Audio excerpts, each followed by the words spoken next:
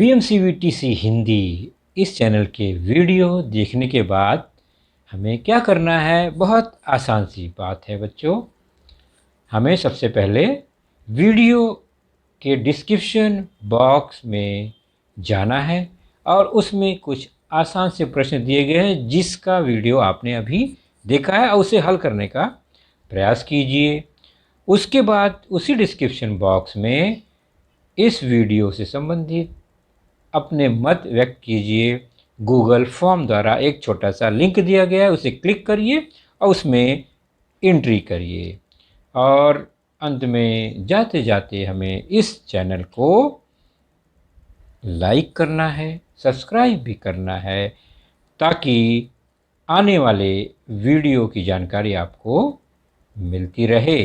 तो है ना आसान सा काम? चलिए देखते हैं अपना वीडियो।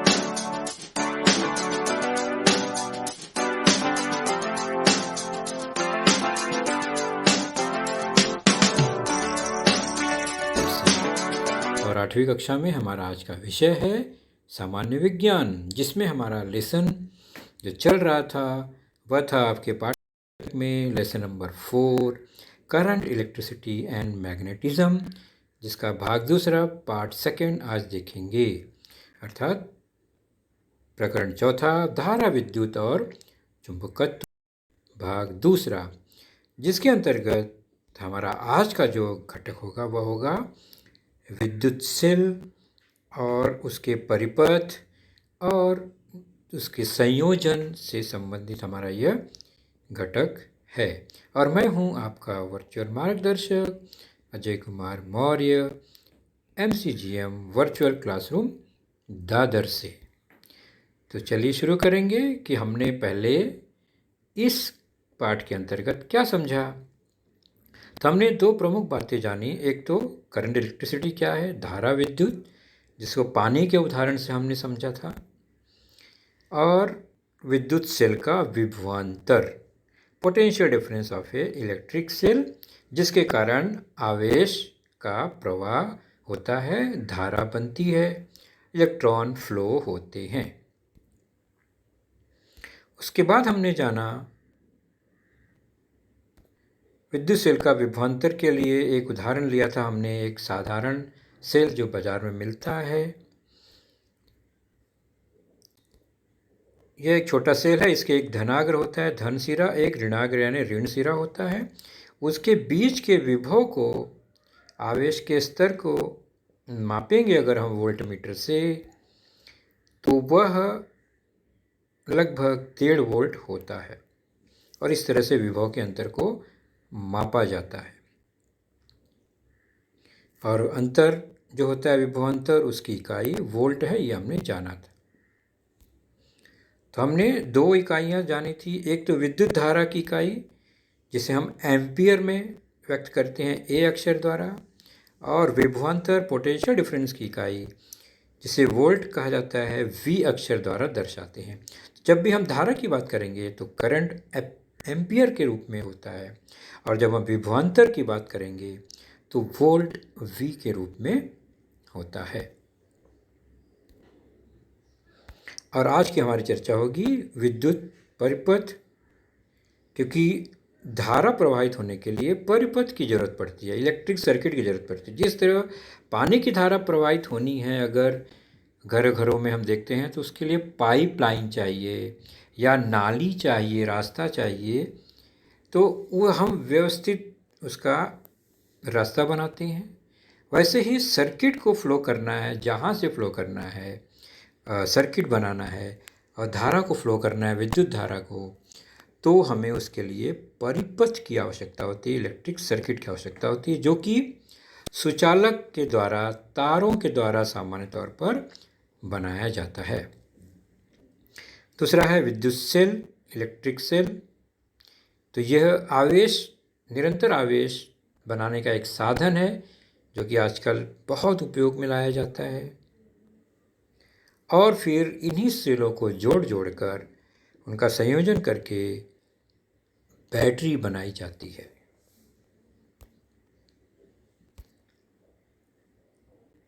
तो सबसे पहले जान लेंगे इलेक्ट्रिक सर्किट, विद्युत परिपथ क्या है। बस सिंपल सी बात है कि अगर हमारे पास एक सेल है, आवेश उत्पन्न करने का साधन है, तो उसमें एक धन सिरा एक ऋण सिरा है। धन सिरे से एक सुचालक तार को जोड़ते हुए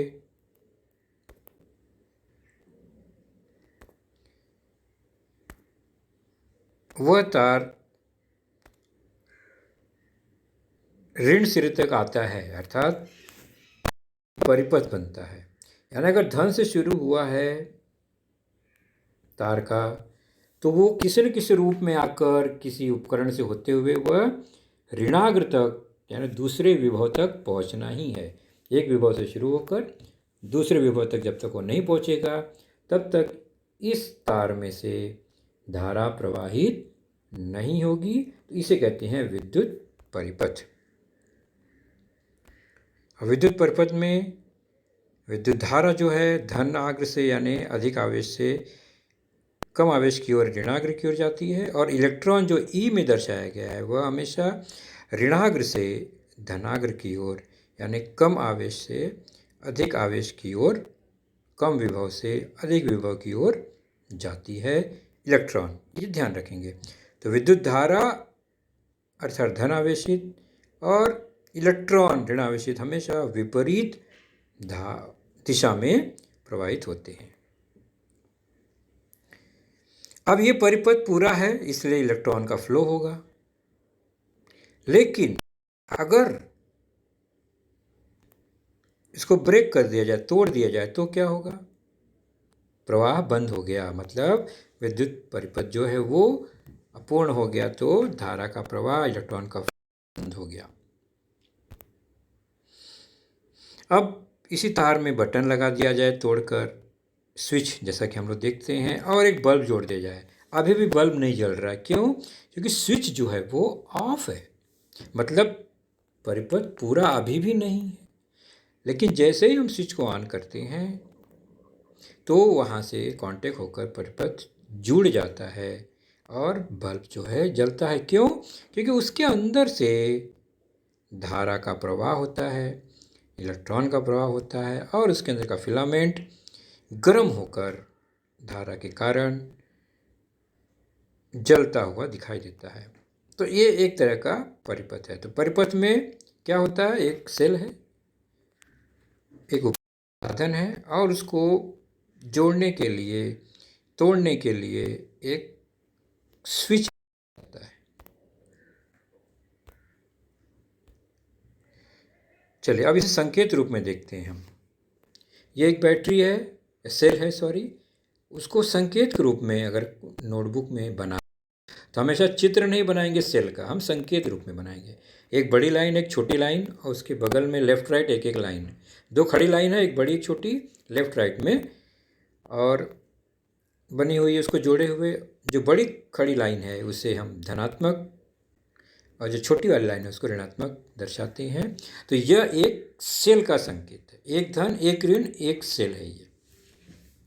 उसके बाद अगर हमें बल्ब का संकेत दर्शाना है तो बल्ब नहीं बनाएंगे, बल्ब की तरह दिखने वाला एक रेखा डायग्राम बनाएंगे।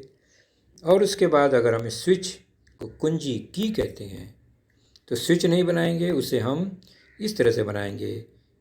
दो तार है, बीच में गैप है, मतलब वो अलग हुआ है। जब वो चिपक जाएगा तो जुड़ जाएगा, मतलब ऑन हो जाता है। ये संकेत है। अभी संकेत द्वारा हम एक सर्किट बनाते हैं।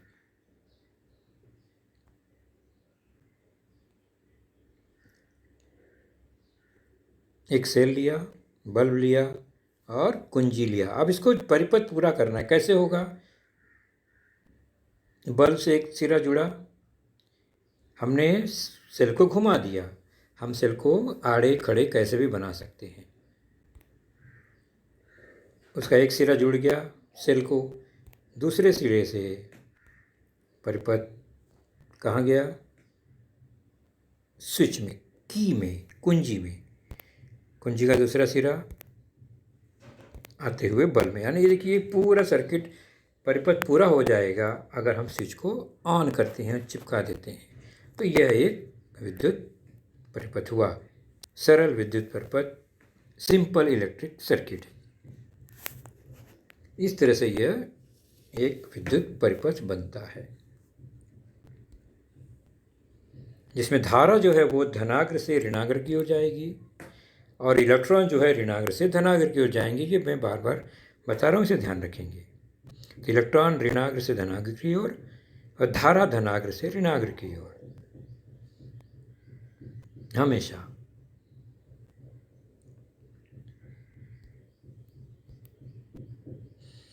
अब चलते हैं विद्युत सेल के बारे में जानकारी। सर्किट हमने जान लिया।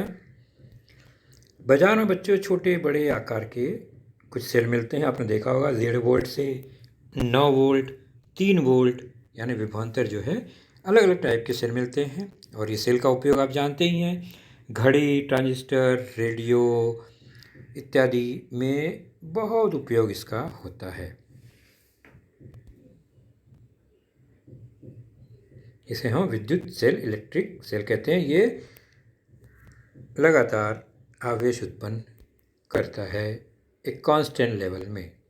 तो किसी भी परिपथ में निरंतर आवेश के प्रवाह की जरूरत होती है। निश्चित है, आवेश नहीं होगा तो परिपथ में कोई कार्य नहीं होगा, परिपथ पूरा ही नहीं होगा, क्योंकि इलेक्ट्रॉन फ्लो नहीं होंगे। और निरंतर विद्युत आवेश का प्रवाह निर्माण करने वाले साधन को हम विद्युत सेल कहते हैं। ऐसा कोई भी साधन जो निरंतर विद्युत प्रवाह निर्माण करे तो वह विद्युत सेल हो जाएगा।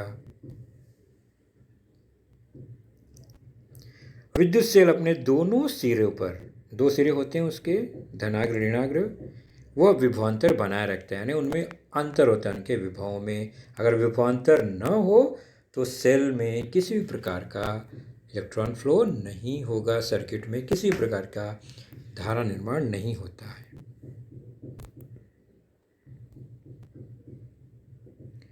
अब चलिए देखते हैं जो सामान्य सेल है, इसे हम शुष्क विद्युत सेल, ड्राई सेल कहते हैं। और यह किसी भी शुष्क सेल में आखिर होता क्या है, अगर आप ध्यान से देखेंगे तो उसके ठीक बीचों बीच सेल तोड़ने के बाद, हाँ, सबसे अंदर वाले हिस्से में एक छड़ होती है ग्रेफाइट की, कार्बन की। उस पर एक धातु की टोपी लगी होती है। उसके ऊपर बाहर से कुछ केमिकल लगे होते हैं, भरे होते हैं उसके चारों ओर। उसके ऊपर एक आवरण कवर होता है, उस कवर के ऊपर और एक केमिकल होता है, उसके ऊपर एक कवर होता है, और कवर के ऊपर सबसे बाहरी जो हम कवर देखते हैं ये सेल में लाल या किसी भी कलर का हो सकता है, वो धातु का कवर कवच होता है उसका। तो ये इस तरह से रचना होती है। हम एक एक करके देखते हैं। अंदर का जो रॉड है वो धनाग्र सिरा कहलाता है। अब बाहर की एक बॉडी है वह ऋणाग्र सिरा होता है। ध्यान से देखेंगे तो सबसे अंदर का हिस्सा ग्रेफाइट की छड़, ऊपर एक धातु की टोपी लगी है जो कि हमेशा धनावेशित होता है। उसके चारों ओर मैंगनीज डाइऑक्साइड भरा होता है, यानी उसके लेप के बीच में वह होता है ग्रेफाइट।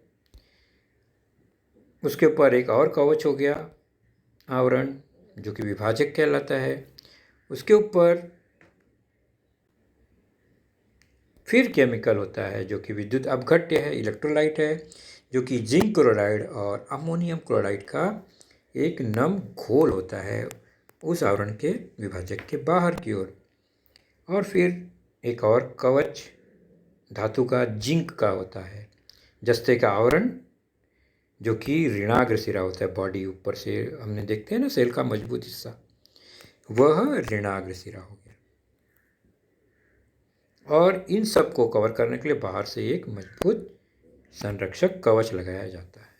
तो इस तरह से यह सेल होता है। तो हर सेल में एक धनाग्र एक ऋणाग्र होता है और अंदर रसायन होते हैं जिनमें मंद क्रिया होकर आवेश का निर्माण होता है और इलेक्ट्रॉन फ्लो होते हैं। तो सेल में किसी भी प्रकार के द्रव या तरल पदार्थ का प्रयोग नहीं होता है इस तरह के सेल में, तो इसलिए इसे शुष्क सेल कहते हैं। अगर इसमें तरल पदार्थ होता तो ये ड्राई सेल या शुष्क सेल नहीं होता।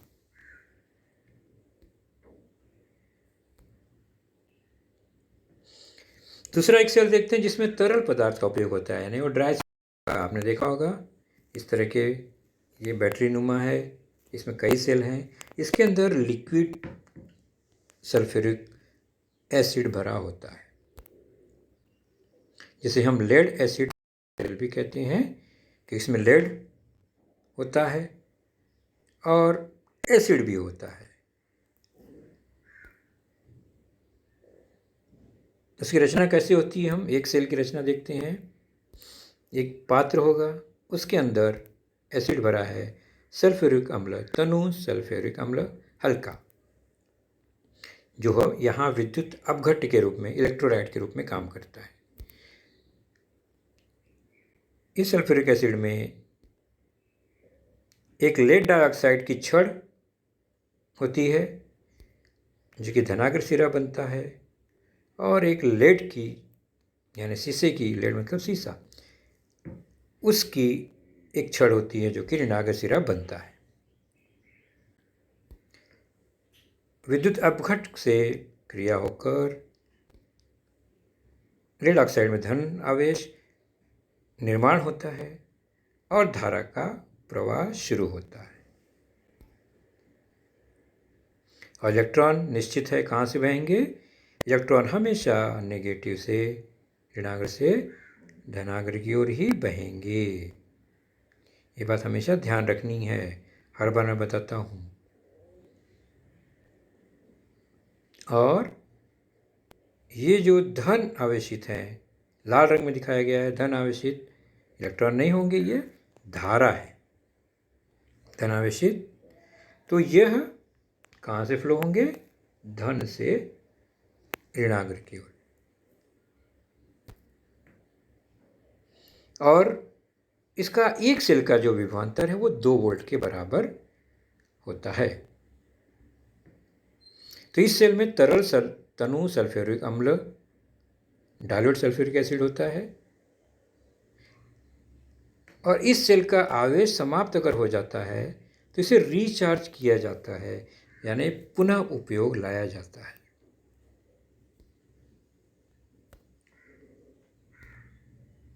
और एक प्रकार का सेल होता है nickel cadmium lithium ion cell. यह भी आजकल पोर्टेबल डिवाइस में बहुत उपयोग में लाया जाता है। इसमें भी किसी प्रकार का तरल या द्रव उपयोग में नहीं लाया जाता, इसलिए यह भी एक शुष्क सेल ही है। अंतर क्या है, यह शुष्क सेल है और इसे रिचार्ज करके पुनः उपयोग में लाया जाता है। तो मोबाइल में, टेलीफोन में, टॉर्च में कई इस तरह के सेल का उपयोग भी किया जाता है, जो रिचार्ज करके काफ़ी दिनों तक चलाया जाता है। अब हम चलते हैं विद्युत सेलों का संयोजन देखते हैं। संयोजन क्यों करना पड़ता है विद्युत सेलों का? संयोजन मतलब कई सेल को जोड़ना। सामान्य तौर पर एक सेल मान लीजिए यहाँ है, जिसका विभवांतर 2 वोल्ट है और उसके अंदर धारा प्रवाहित करने की क्षमता 1 एम्पियर है अगर उसकी। तो अगर हमें अधिक विभवांतर चाहिए, 2 वोल्ट से ज़्यादा, या करंट ज़्यादा चाहिए 1 एम्पियर से, यहाँ इससे ज़्यादा, तो हमें कई सेलों को जोड़ना पड़ेगा। और इस तरह से कई सेलों को जोड़कर जो संयोजन बनता है उसे हम बैटरी कहते हैं। तो सामान्य तौर पर हम बाज़ार में बैटरी का उपयोग करते हैं, 6 वोल्ट की बैटरी, 12 वोल्ट की बैटरी। तो बैटरी क्या है, उसमें कई छोटे छोटे सेल होते हैं, वो जुड़कर उस विभवांतर को बढ़ाते हैं, वो बैटरी बनती है। जैसे ये एक सेल 2 वोल्ट का, दूसरा सेल 2 वोल्ट का, और 3 सेल हमने लिया 2 वोल्ट के। और इसको किस तरह से जोड़ा गया, ध्यान से देखेंगे। पहले सेल के ऋण को धनाग्र से दूसरे सेल के ऋणाग्र को धनाग्र से, यानी ये जुड़ गए। अब पहले सेल का धनाग्र और आखिरी सेल का ऋणाग्र, इन सिरों से यह एक नया संयोजन तैयार होता है, जो कि 6 वोल्ट का विभवांतर तैयार करता है। तो 3 सेल मिलाकर ये 6 वोल्ट बन गया। यानी अगर हमें 6 वोल्ट की ज़रूरत है तो इस तरह से ये संयोजन किया गया है। और इलेक्ट्रॉन फ्लो कहाँ से होगा? तो ऋणाग्र से धनाग्र की ओर, ये इसका परिपथ होगा।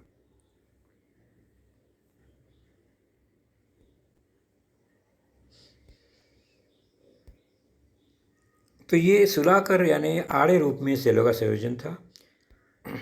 खड़े रूप में भी हम संयोजन करते हैं। बैटरी में इसी तरह का संयोजन होता है खड़े रूप में।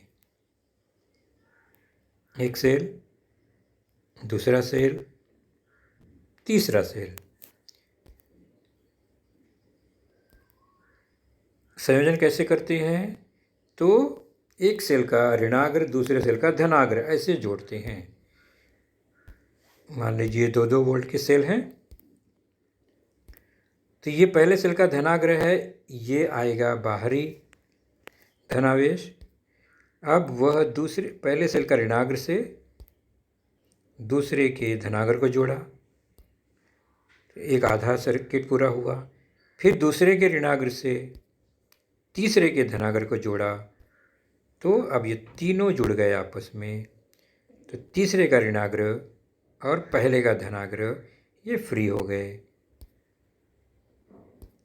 तो इन दोनों सिरों पर, लाल और नीले सिरे पर जो विभव आएगा वह होगा विभवांतर 6 वोल्ट का।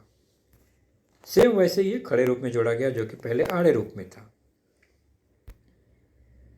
और इन तीनों को एक साथ बंद कर देंगे एक जगह, तो 6 वोल्ट की बैटरी मिलेगी। अलग अलग 2 वोल्ट हमें नहीं मिलेंगे। इसको पैक कर देंगे तो ये बैटरी बन गई 6 वोल्ट की। अंदर 3 सेल हैं जबकि जुड़े हुए, और इलेक्ट्रॉन का फ्लो ऋणाग्र से धनाग्र की ओर होगा।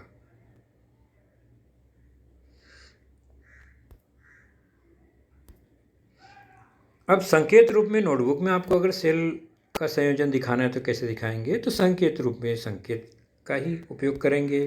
सेल का संकेत आपको पता ही है। एक सेल के लिए हम एक खड़ी लाइन 2 बनाते हैं, एक छोटी एक बड़ी। बड़ी लाइन धनाग्र दिखाएंगे, छोटी लाइन ऋणाग्र दिखाएंगे। तो ये एक सेल, तो धनाग्र को ऋणाग्र से दूसरे सेल का, या यूँ कहें पहले सेल का ऋणाग्र दूसरे सेल के धनाग्र, दूसरे सेल का ऋणाग्र तीसरे सेल का धनाग्र, इनको अगर हम जोड़ दें तो देखिए ये बन गया 3 सेल का संयोजन। अगर ये 2-2 वोल्ट का सेल है तो यहाँ भी ये 6 वोल्ट की बैटरी बन गई। तो जहाँ पर एक से अधिक सेल दिखेंगे वह बैटरी होगा, उसको हम बैटरी नाम देंगे। अकेला दिखेगा तो हम उसे सेल कहेंगे संकेत के रूप में। अब चलते हैं स्वाध्याय की ओर। जो भी हमने देखा उस पर आधारित यह स्वाध्याय है। उसमें प्रश्न दूसरा, पेज नंबर 27 पर, कि 3 शुष्क विद्युत सेलों को विद्युत सुचालक तार से जोड़कर उनकी बैटरी बनानी है। तार किस प्रकार से जोड़ेंगे? आकृति से स्पष्ट करो। अभी हमने देखा 3 सेलों को जोड़कर बैटरी बनाई जाती है। तो सेल है 3 अलग अलग, उनकी बैटरी बनानी है, ध्यान रखो। तो 3 छोटे छोटे सेल, इनको जोड़ेंगे, बैटरी बनती है। तो सेल का संकेत द्वारा बना सकते हैं, तो संकेत द्वारा ही हमको बनाना है। आप लोग अभ्यास करेंगे इसका। चौथा प्रश्न देखेंगे। तो प्रत्येक 2 वोल्ट विभवांतर वाले विद्युत सेल नीचे दिए गए अनुसार बैटरी के रूप में जोड़े गए हैं। तो बैटरी का विभवांतर ज्ञात करो। 2 वोल्ट के सेल वाले 2 वोल्ट विभवांतर वाले सेल हैं। यहाँ पर देखिए ये एक बैटरी बनी है जिसमें 1, 2, 3 सेल हैं और 2-2 वोल्ट के हैं। इसका मतलब हुआ क्या? इसका मतलब हुआ कि 2-2-2 यानी 6 वोल्ट की बैटरी हो गई। अब दूसरा आप बताएंगे, यहाँ कितने सेल हैं? यहाँ पर 4 सेल हैं और ये 4 सेल की बैटरी है, तो कुल विभवांतर कितना होगा? बता देंगे ना आप? Very good. तो बच्चों आज का सेशन हमारा यहीं समाप्त हुआ। अपना ख्याल रखिए। Good bye, take care, thank you.